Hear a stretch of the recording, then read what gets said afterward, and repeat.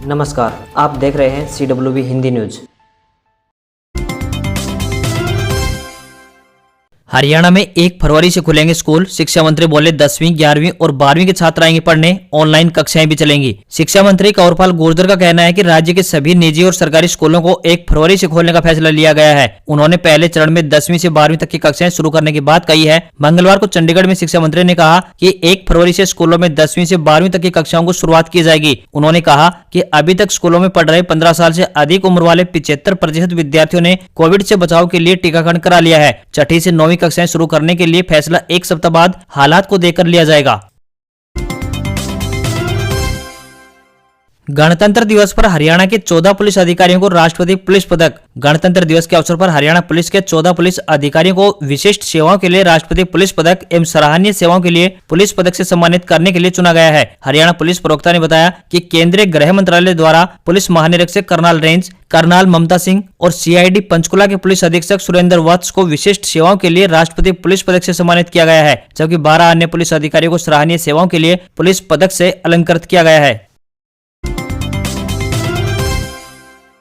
गणतंत्र दिवस पर हरियाणा के 82 और गांवों में 24 घंटे बिजली आपूर्ति का तोहफा। हरियाणा के बिजली मंत्री रणजीत सिंह ने कहा है कि मारा गांव जगमग गांव योजना के प्रति ग्रामीण उपभोक्ताओं का रुझान निरंतर बढ़ता जा रहा है। बिजली निगमों ने 26 जनवरी को गणतंत्र दिवस के अवसर पर 82 और गांव को मारा गांव जगमग गांव योजना में शामिल कर गणतंत्र दिवस का तोहफा दिया है और इसके साथ ही हरियाणा के 5569 गाँव में 24 घंटे बिजली आपूर्ति सुनिश्चित हो जाएगी। उत्तर हरियाणा बिजली वितरण निगम के 52 गाँव तथा दक्षिण हरियाणा बिजली वितरण निगम के 30 गाँव शामिल किए गए हैं। इन गाँव में सोनीपत जिले के 25 गांव, रोहतक के 9, झज्जर के 18, चरखी दादरी के 4, महेंद्रगढ़ के 18 तथा भिवानी जिले के 10 गांव शामिल किए गए हैं।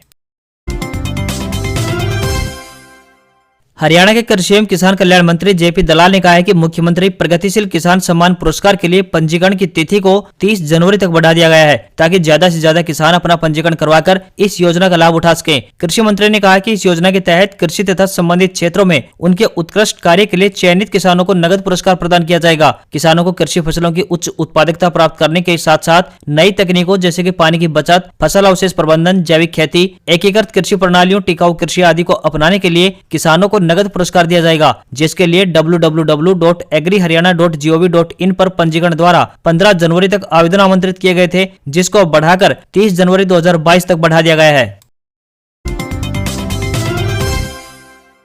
लगातार बढ़ती सर्दी का असर लोगों की सेहत पर पड़ने लगा है। लगातार ठंडक बने रहने से लोग मौसमी बीमारियों की चपेट में आ रहे हैं। ठंड के चपेट में सबसे ज्यादा छोटे बच्चे व बुजुर्ग आ रहे हैं। अस्पताल में आने वाले अधिकतर मरीजों को सर्दी, खांसी, बुखार, सिर दर्द व सांस लेने में दिक्कत आ रही है। कोरोना के भी यही लक्षण होने के कारण लोगों को संक्रमित होने का डर सता रहा है। वहीं डॉक्टरों ने लोगों से इस मौसम में बचकर रहने की सलाह दी है। ठंड और शीतलहर के चलते सांस, फेफड़े व गंभीर रोगों से ग्रसित मरीजों की सेहत के लिए खतरा और भी बढ़ गया है। ऐसे में पूरी सावधानी बरतें, गर्म पानी का सेवन करें, सांस लेने में तकलीफ अथवा किसी तरह की समस्या होने पर तुरंत चिकित्सक से परामर्श लें।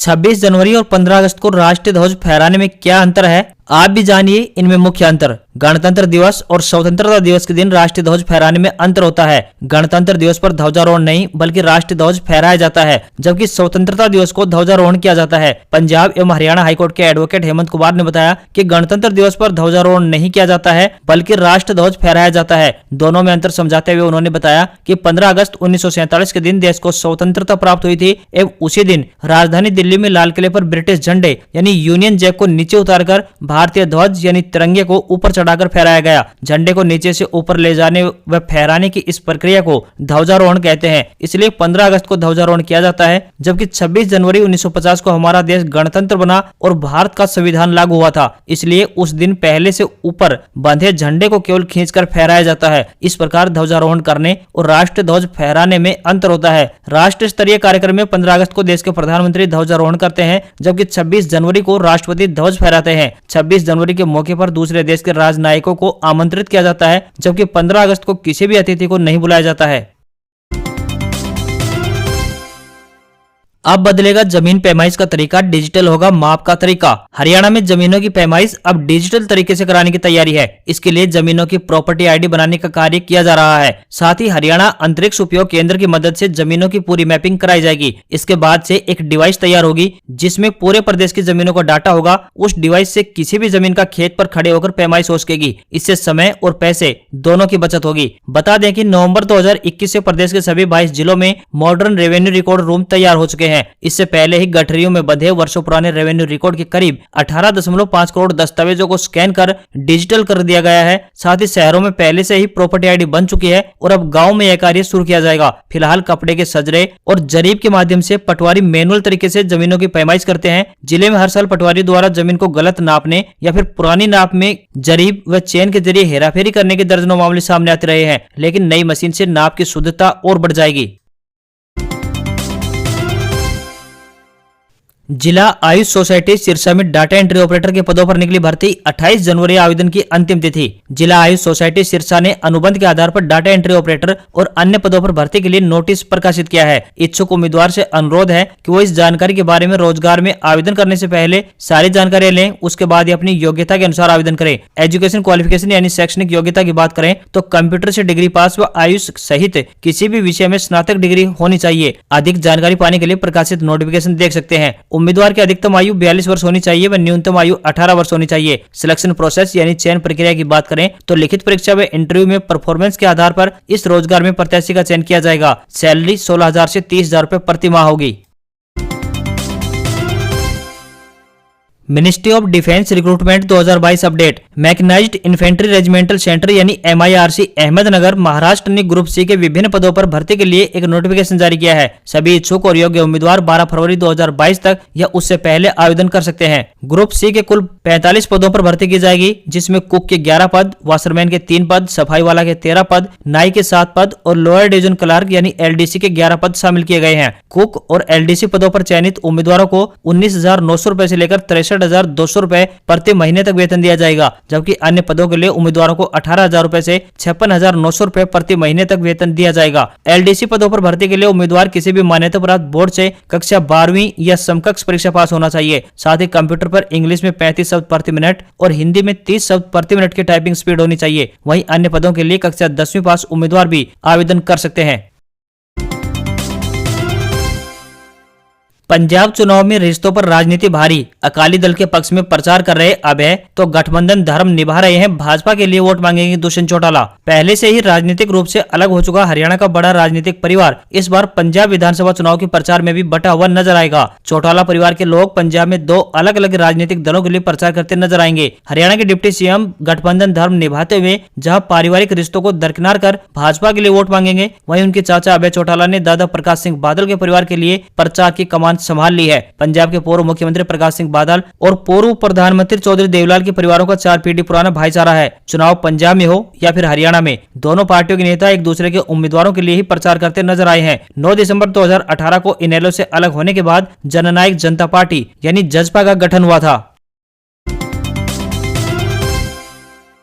डेरा सच्चा सौदा सिरसा में दूसरे महाराज शाह सतनाम का 103वां अवतार दिवस मनाया जा रहा है, लेकिन इस मौके पर कोरोना काल में पाबंदियों के बावजूद डेरा प्रेमी भारी संख्या में सिरसा पहुंच गए हैं। डेरे में पंजाब और हरियाणा के करीब 30,000 डेरा प्रेमी पहुंचे हुए हैं। डेरे ने पंजाब विधानसभा चुनाव से पहले अवतार दिवस के बहाने अपनी शक्ति प्रदर्शन किया। इस दौरान कोरोना गाइडलाइन की धज्जियां जमकर उड़ाई गई। इस बात पर संशय है कि आयोजन को लेकर डेरे ने प्रशासन से अनुमति ली या नहीं। बता दें कि कोरोना के चलते सरकार ने बड़े कार्यक्रमों को रद्द किया हुआ है। खुद सरकार ने खेलो इंडिया गेम्स भी टाल दिए। तो ऐसे में बड़ा सवाल यह है कि डेरा सच्चा सौदा को इस तरह का कार्यक्रम आयोजित करने की अनुमति क्यों दी गई। वहीं दूसरी ओर अवतार दिवस पर सिरसा डेरे में श्रद्धालुओं की भीड़ देखकर ऐसा प्रतीत हो रहा है कि डेरा प्रेमियों की वोट के लिए कोरोना नियमों की गाइडलाइन की अनदेखी कर दी गई है।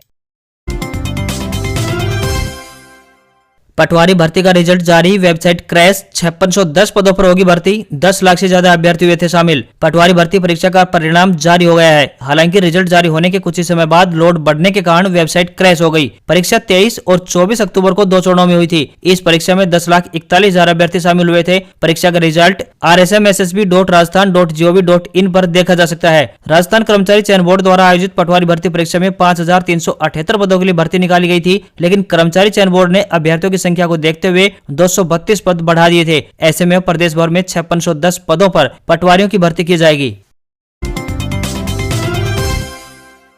भारी गिरावट के बाद रिकवरी, सेंसेक्स 366 पॉइंट बढ़कर 57,858 पर बंद। मारुति और एक्सिस बैंक 6% से ज्यादा बढ़े। शेयर बाजार में 5 दिनों से चली आ रही गिरावट पर आज ब्रेक लग गया। बॉम्बे स्टॉक एक्सचेंज यानी BSE का सेंसेक्स 366 पॉइंट बढ़कर यानी 57,858, तो वहीं नेशनल स्टॉक एक्सचेंज का निफ्टी 128 अंक बढ़कर यानी 17,273 पर बंद हुआ। सेंसेक्स के 30 शेयर में से एक्सिस बैंक का स्टॉक 6.76%, तो वहीं मारुति का शेयर 6.88% तेजी के साथ सबसे ज्यादा बढ़ने वालों में रहे। सेंसेक्स आज पहले मिनट में 1000 पॉइंट टूट गया था, हालांकि बाद में इसमें रिकवरी शुरू हुई। निवेशकों को पहले मिनट में 4.5 लाख करोड़ रुपए का घाटा हुआ। हरियाणा में कोरोना से बढ़ती मौतों ने बढ़ाई चिंता। मंगलवार को 18 लोगों ने गंवाई जान, 6029 नए केस। हरियाणा में कोरोना से होने वाली मौतों की संख्या लोगों की चिंता बढ़ा रही है। वहीं कोरोना केस कम भी होने लगे हैं। मंगलवार को 6000 से ऊपर मामले एक ही दिन में सामने आए। दूसरी ओर से मौतों का आंकड़ा भी लगातार ऊपर की ओर जा रहा है। मंगलवार को 18 मौतें हुई। राहत वाली बात इसमें यह है कि राज्य में ओमिक्रॉन के मामले 300 से ऊपर जा चुके हैं, लेकिन सक्रिय मरीजों की संख्या मात्र एक ही है। मौतों की बात करें तो मंगलवार को फरीदाबाद, पानीपत में 2, सोनीपत में 3, पंचकुला में 2, अंबाला, सिरसा, यमुनानगर, करनाल, हिसार, भिवानी, झज्जर, फतेहाबाद, कैथल में एक एक मौत हुई है। 128 लोगों को मिलेंगे पद्म पुरस्कार। CDS बिपिन रावत, कल्याण सिंह समेत 4 हस्तियों को पद्म विभूषण, तो गुलाम नबी आजाद को पद्म भूषण सम्मान। केंद्र सरकार ने गणतंत्र दिवस की पूर्व संध्या पर मंगलवार को पद्म पुरस्कारों का ऐलान कर दिया है। इस बार 4 हस्तियों को पद्म विभूषण सम्मान से नवाजा गया है। इनमें 3 लोग ऐसे हैं जिन्हें मरणोपरांत यह सम्मान दिया जाएगा। पद्म विभूषण पाने वालों में CDS जनरल बिपिन रावत, भाजपा नेता कल्याण सिंह, गीता प्रेस गोरखपुर के अध्यक्ष रहे राधेश्याम खेमका, तीनों को मरणोपरांत, तो वहीं शास्त्रीय गायिका प्रभा अत्रे का नाम शामिल है। इसके साथ ही कांग्रेस नेता गुलाम नबी आजाद, माइक्रोसॉफ्ट के CEO सत्य नडेला, गूगल की पेरेंटल कंपनी अल्फाबेट के CEO सुंदर पिचाई, पश्चिम बंगाल के वरिष्ठ कम्युनिस्ट नेता रहे बुद्धदेव भट्टाचार्य और देश को कोरोना की वैक्सीन देने वाले भारत बायोटेक के फाउंडर कृष्णा एल्ला, सुचित्रा एल्ला और सीरम इंस्टीट्यूट ऑफ इंडिया यानी SII के प्रमुख साइरस पूनावाला को पद्म भूषण से सम्मानित करने का ऐलान किया गया है। इसके साथ ही ओलंपियन नीरज चोपड़ा, गायक सोनू निगम, प्रमोद भगत और वंदना कटारिया को पद्मश्री से सम्मानित किया जाएगा। इस बार 17 लोगों को पद्म भूषण, तो वहीं 107 लोगों को पद्मश्री पुरस्कार देने की घोषणा की गई है। इस तरह कुल 128 लोगों को पद्म सम्मान दिया जा रहा है।